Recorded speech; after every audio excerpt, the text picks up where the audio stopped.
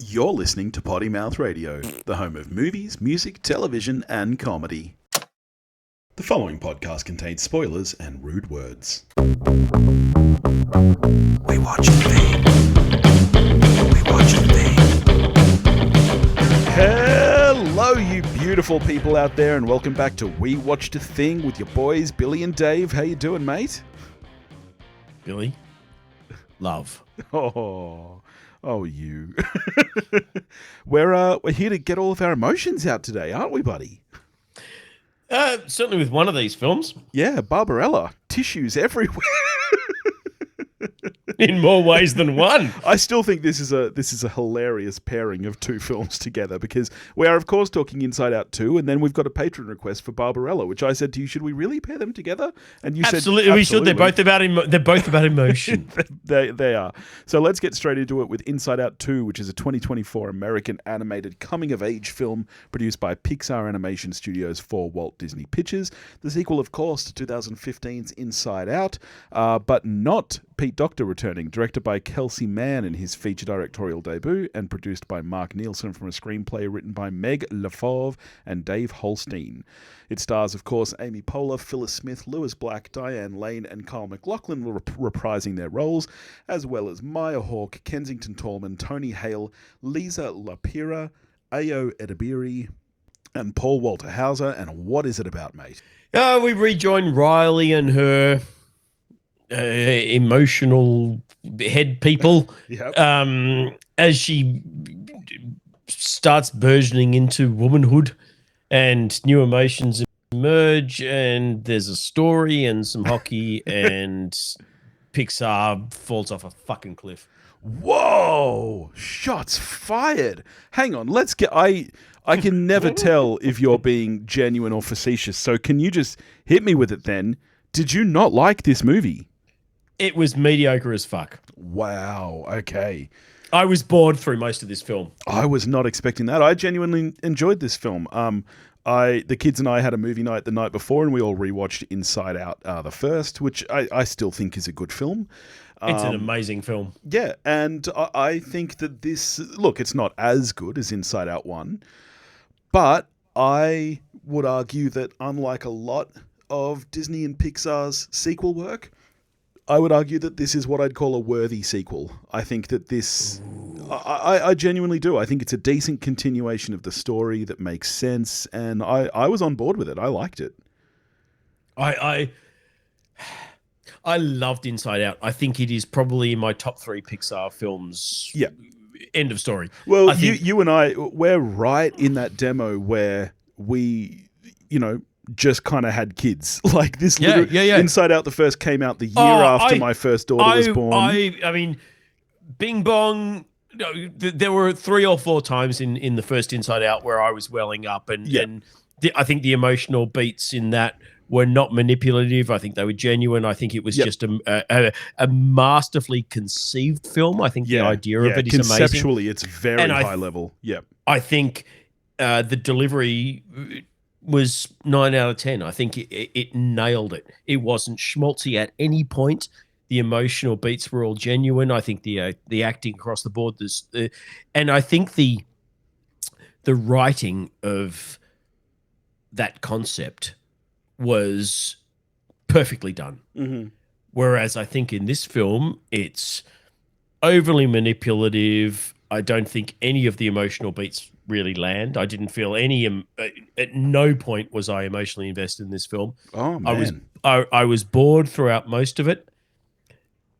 I will say I do want my kids to see it. I saw this by myself because I needed to see it, obviously, to record. I do want my kids to see it because I think the messages in this film are very, very good for a sort of a tween. And as you know, 100%, I've got 2 12-year-olds and a 16-year-old, and I think this is on point for. And yet, I mean, I don't think it gets to it until the very end, but I think the kind of denouement of this film delivers that message about being true to yourself and not giving in to peer group pressure and all of the things it's trying to say. I think it kind of does get there in the end. And so I want my kids to see it because I think it's positive Yeah, in, for sure. in its messaging. Yeah. But I don't think any of the humor of the first film is here. I was, if not bored, then annoyed by the characters throughout this entire film. Yeah, okay. I Which to a point I think works because being a teenager sucks. yeah. I think we can all agree. Being a teenager sucks. You're anxious the entire time. Yeah. You do spend the entire time going, oh my God, does this person like me? You go against what you know is right because you want to be pop. All of that stuff I think they're attempting to do.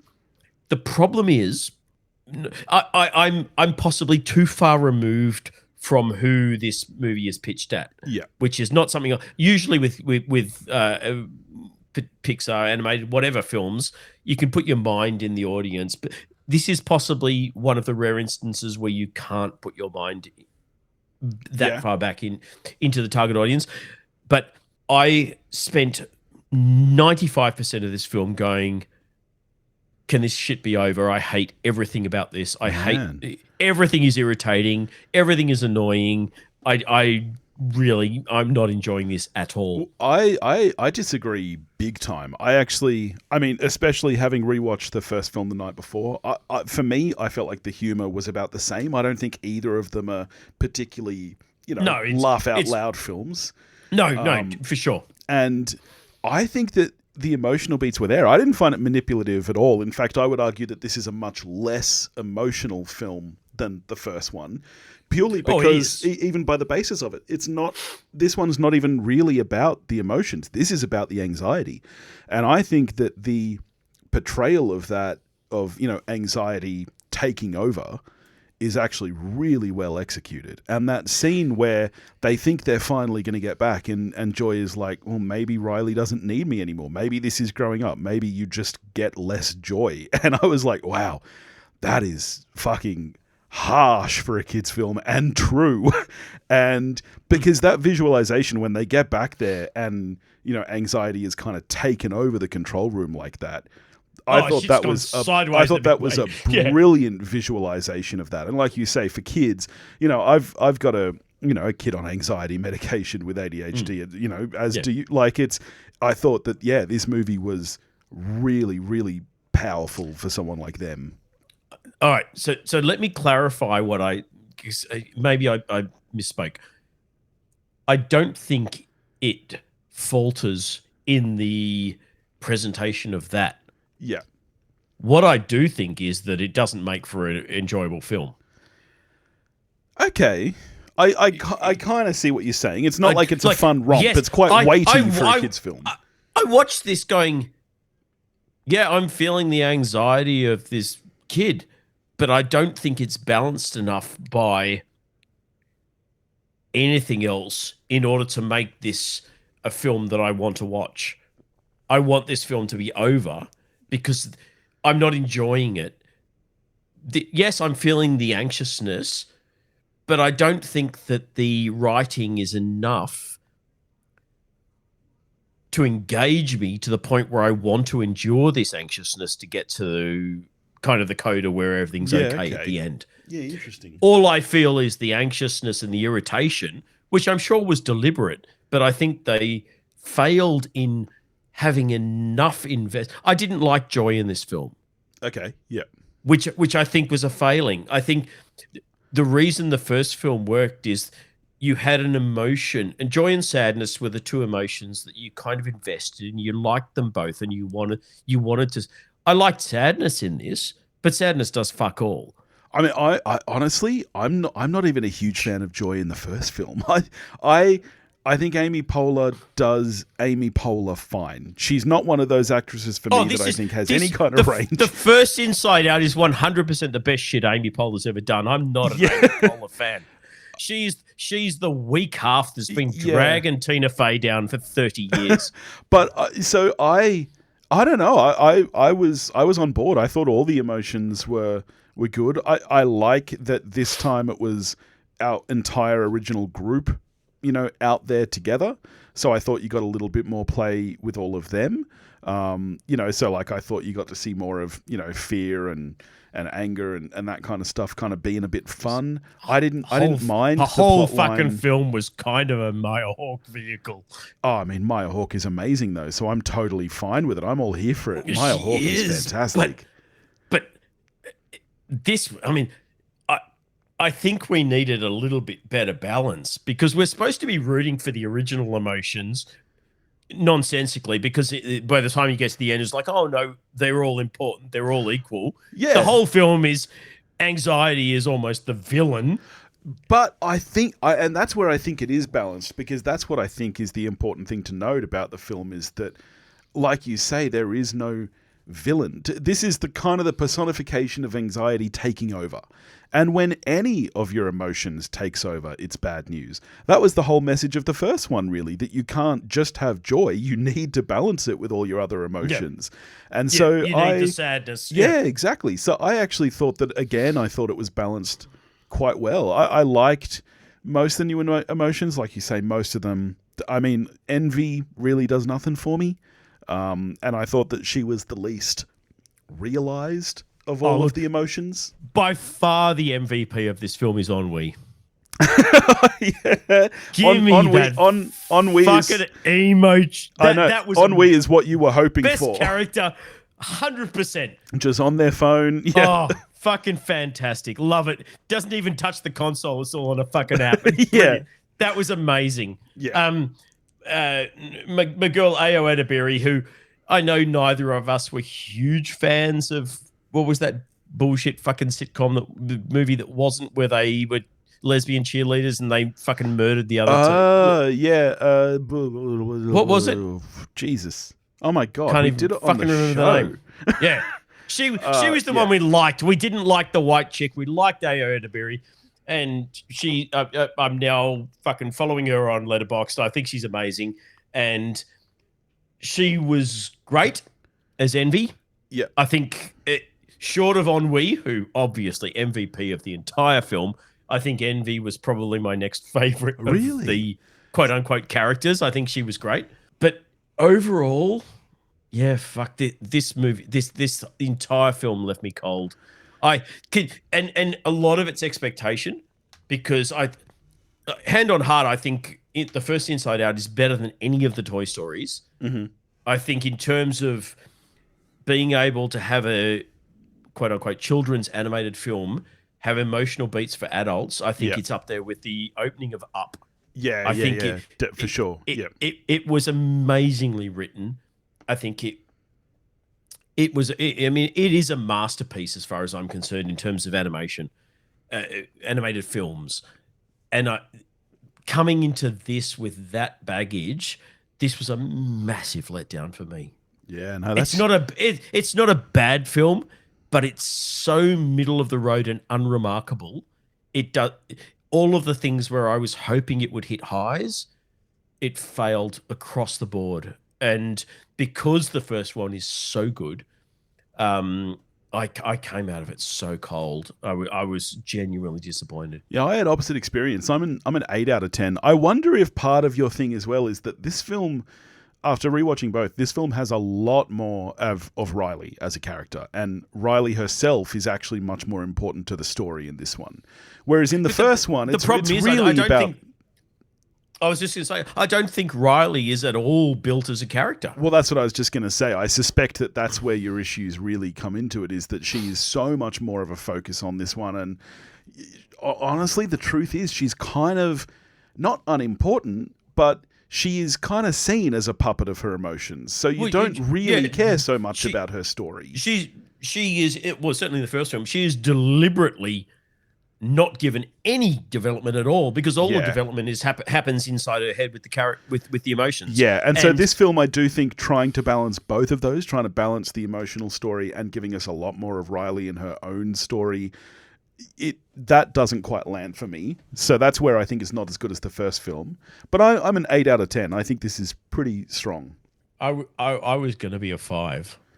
And I feel like an absolute fucking giving it 5s. So I'm gonna say a 6. And Look, it's an uber soft 6. I don't think this is a good film at all. I mean, this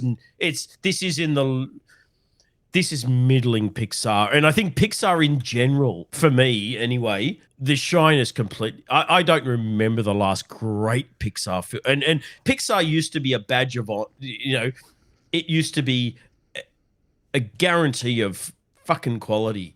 But it's a long time since we've had like an Incredibles film or a Toy Story film. I still think people something were, of that ilk. When was the what do you think the last great Pixar film was? Oh, I was just going to say, I think people were very unnecessarily harsh on Elemental last year. I thought Elemental was a really, really, really strong film. I didn't even bother to see that because the trailer looked so fucking awful. Yeah, that was a really, really, really good movie that suffered from bad marketing. I will see that before next week, and if I need to come back tail between the legs, I will. But not having seen that, Coco was a pale imitation of Book of Life. Yeah, I didn't like Coco much. At all. It was manipulative to the extreme, whereas Book of Life was just a genuine, fantastic emotion and better than anything Pixar had done in years. Yeah. Probably, and I, without looking at it, I can't even tell you how long ago this is, but Incredibles 2 is probably the most recent Pixar film. I know Incredibles 2 was in the life of the podcast. I want to say that it was like 20... It's either that or it's. I feel like Toy Story 4 was 2019 and Incredibles 2 was after that. I think so. And to be honest, like I don't worship the altar of Toy Story. I think they're all great films. I love them all. I don't think they're the best Pixar films by any stretch. Yeah. I think Up, I think The Incredibles 2. I think there are better Pixar films, but other than those ones we've mentioned, there's been a lot of fucking middle of the road shit that I think things like is it Cartoon Studio? Who's that Irish mob that do like Wolf Walkers? They're fantastic. Yeah, I mean, in terms of getting heart and emotion into animated films, I think Pixar is. They're not even in the running anymore. I will say this, at the very least, it was nice to see cinemas back doing business again, because after the last couple of months where everything has been flopping, even movies you didn't think it would, like the biggest movie this year by miles is Dune 2, and that didn't set the world on fire by any stretch of the imagination. So to actually go to a movie theater again and have my cinema packed, go out halfway to get choc tops for the kids and have the entire foyer packed, that was nice. That's really nice. So that would genuinely have, if that I didn't have that experience. I was gold class by myself, like a sad sack, having my fucking pizza in the dark by myself. But that would have definitely given a little bit more shine to my experience if that had happened for me, for sure. All right, well, let's get over to another patron request where we were asked to watch 1968 sci-fi film Barbarella, which is directed by Roger Vadim, based on the French comic series of the same name by Jean-Claude Forest. It stars, of course, Jane Fonda as the title character, as well as John Philip Law, Anita Pallenberg, Milo O'Shea, Marcel Marceau, and Claude Dauphine. And what is it about? Well, based on the classic French comic by, as you said, Jean-Claude Forest, this is about Barbarella, who is a space agent / adventurer in the far distant future, where violence is no longer a thing. The whole civilized world exists in beautiful love and peace. And she has to go on a mission to a world, Tau Ceti, that exists outside their kind of galactic love bubble. To try and find a scientist, Duran, named after the great Aussie 80s band, or vice versa. And fucking crazy 60s sci-fi shit ensues. It's fucking masterpiece. I loved this movie. I loved this movie so much. Thank God. I can't believe I hadn't seen this movie before, because this is right up my alley. It's that really perfect amount of cheese. It's just absolutely fantastic. Jane Fonda is an absolute babe. The opening smoke scene, the zero G What? striptease. Did you find the naughty version? Yes, I was honestly. You got nipples? Yeah, yes, yes. So because of course, yes, it was originally released, very, very R-rated, and then it was after Star Wars came out in '78 that they decided to re-release it with all the nips removed and try cash in on that.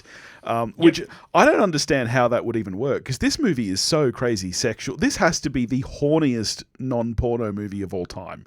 Like, it's not even just the nudity. It's very French. The entire, I mean, the climax of the film. There's a character called Dildano. Yes, the climax of the film is her being put in like this orgasm machine that is supposed to basically pleasure her to death, and she out hornies the machine. Yeah, she breaks it. She breaks the orgasmatron. It's insane. How could you even make this movie? Like, cutting the boobs out does not make this a G-rated film. But I loved it because it's funny. It doesn't feel like I don't know if you've seen Flesh Gordon, for example. Yep, of course I have. See, you even know me. So Flesh Gordon, of course, is much more of a parody film. What's amazing about this film? Its intention is to be essentially a softcore porn. Yes. Its intention is to titillate and to be exactly prurient and sexual, etc. Yeah. The intention of this film is almost the opposite. Yes, like Fonda specifically was going out of her way to portray Barbarella as innocent, as someone who has come from a society where physical sex has not existed for hundreds of years. Yeah. So it's not like she's kind of an innocent schoolgirl behind her hand, oh, naughty, naughty. Yeah. She has no concept of prurience or sexuality in the slightest. And I think she fucking nails it. Oh, it's weird. It's so weird to say that for a film like this, the acting is awesome, but I think the acting across the board is what elevates this film. Yeah, agreed. That's what I was saying. This doesn't feel like a parody. This doesn't feel like a softcore porn. This feels like a legit sci-fi movie that is just 100%. But it's so campy and cheesy and fun. It's just so over the top. I got to say, the production design and the visual effects and stuff, they hold up amazingly well. It's 1968. This is the same year we got 2001, which obviously a masterpiece. But in terms of kind of special effects and that side of things, there's a few masterful things in 2001, obviously with the rotating walkway and all that. But there are a few notable things. But it's not really known for its visual effects. Yeah. Planet of the Apes, great makeup. Yeah, yep. Not really known for its effects beyond the makeup. Yeah. I think the look of this film for 1968 is pretty I couldn't fucking believe incredible. how well it holds up. It's so engaging. Production design is amazing. It really is, yeah. I honestly, I don't know if you know this, but my gal, Sydney Sweeney, is going to be Barbarella. I'm so torn because written and directed by Edgar Wright. I know. I have such fucking love for this Fonda, the Fonda original. Yeah, I've loved it since I was a kid. It's one of the. It might be the first sci-fi film I ever saw. I know I saw it before Star Wars, and I'm old enough that I was alive when Star Wars came out. So I somehow saw this on a fucking VHS. I don't know, but I know I'm confident. I saw before I saw Star Wars. Yeah. And I've loved it forever. Yeah. I love Jane Fonda. I fuck everything about this film. I love the theme song. Yeah, agreed. John Philip Law. Oh, he's fantastic. Who I love is Sinbad. He's fantastic in this as well. Yeah. Oh, Sinbad, what? Yes, he's Sinbad in The Golden Voyage of Sinbad. One of my all-time favorite films. Yes, he is. I need to fucking rewatch that. I haven't watched that since I was a kid. I believe we did it as like episode 8 or something on the show. It was one of the very first throwbacks I made Topher watch. I adore Harryhausen, but I haven't seen Sinbad for a long time. Yeah. I have seen him the same year that he did Barbarella, he did Diabolique with Roger Vadim, where he another comic adaptation where he's this kind of larger than life superhero cat burglar with a fucking black mask and shit. It's super great. So yeah, big fan of him. But everything about this film I've loved as long as I can remember loving cinema. But I mean, I obviously love Sydney Sweeney. She's super cute and she's got big jugs. And you know what? I'm even and she more acts than well. that. And I love Edgar Wright. Yeah, and not only does she act well, faith in Edgar Wright. I think especially after seeing Immaculate, I think that she could absolutely pull this off. I think that she is very capable of doing that. Bringing the campiness that this needs. You can't remake this movie and make it a serious, gritty drama, for example. This needs to be over the top, chewing the scenery, campiness, having fun. I can see her pulling that off. I want this to be, and I know you're not a fan, but I want this to be Scott Pilgrim, Edgar Wright. Ah, that movie sucks. It doesn't this suck. Needs to be this needs to be a million times better than that. No. You had expectations based on a comic. Yeah. And they weren't met. I understand that and I respect that point of view. But as a film, I can tell you, as someone who has never read the Scott Pilgrim comics, as a film, it was awesome. I got to I haven't seen it since 2010 because it was literally the most. Well, then you have no opinion, and I'm not going to listen to you anymore. I'll rewatch it at some point. But I can't thank patron Paul enough for making us watch this because, I can't believe I'd never seen it, and I absolutely I can't believe you'd never seen it. This is going into regular rotation. This was so much fun. I own it on Blu-ray. I had a pre-order in for the 4K, which they released. I think it was Umbrella did a special edition 4K with all sorts of fucking extras, and I had a pre-order in. And I typed my fucking credit card number in wrong, and I missed out, and they all sold out, and I missed it, and I can't find it anywhere, and I'm heartbroken. I will keep searching because I fucking love this movie. Yeah, love it. Honestly, Paul, you're a legend. I mean, 2 for 2. Paul, buddy, 2 for 2. You and I, simpatico. Billy didn't like your last one because he's broken inside. No, I liked Mulholland Drive. I just didn't think it was as good on a rewatch as my memory of it had me believe. Whereas this 9 out of 10. I loved this movie. Oh, yes! This was just fantastic. This was excellent. So much fun. Also, I think I'm at 4.5 on Letterboxd. So yeah, 9 out of 10. Jane Fonda's a smoke show. Yeah. This movie is fucking amazing. I love everything about it. Creepiest dolls in history. Sorry, Chucky. That is, it had way. I mean, firstly, the production design again in that scene was great, but that was like a true horror moment. That was like straight out of Twilight Zone or early Star Trek. It's considering the fact that if you look at it honestly, nothing about that should be scary. You could kick those fucking things over. They're dolls. There's no way they could hurt you. And yet, despite how campy the movie is, it doesn't play that cheesy at all. Yeah. And I think it's Claude Renoir, who was the cinematographer, who nephew of Jean Renoir, if you want fucking cinema cred, Jesus Christ.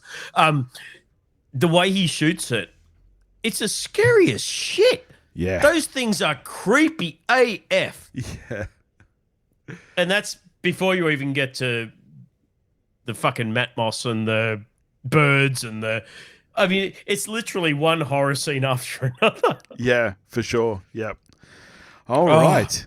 Next week, we're going to do something a little bit different. It is the summer blockbuster season, but that does not limit itself to the big screen, my friend.